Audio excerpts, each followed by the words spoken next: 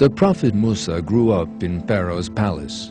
He came of age, and God gave him knowledge and wisdom. The event which marked a turning point in his life was a fight in which he was involved.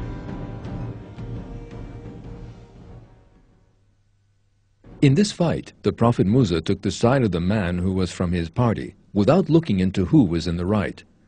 Though he did not intend to kill him, the other man died from the blow. The prophet Musa realized he had erred and repented, seeking refuge in God. He begged God to forgive the sin he had committed. He promised never to be on the side of sinners in the future. However, the prophet Musa had killed an Egyptian. The Egyptians would seek their revenge.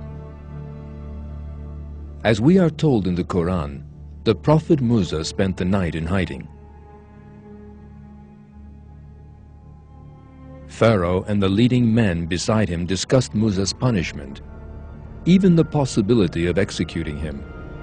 Someone who overheard the discussion came to warn Musa. At this, the prophet Musa left the city and went away from Egypt. The prophet Musa turned to the east of Egypt, to Midian, beyond the Sinai desert. Throughout all that had happened to him, the prophet Musa continued to trust in God and pray to him. On the way to Midian, he said, "Hopefully my Lord will guide me to the right way."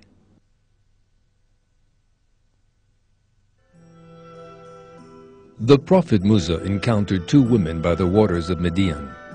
The women were frightened of the other shepherds there and were unable to water their animals. The prophet Musa ran to the women's assistance and watered their flocks. In return for this behavior, the women's father invited the prophet Musa to pay his wages for drawing water for them. He asked the prophet Musa to stay with them and to help him.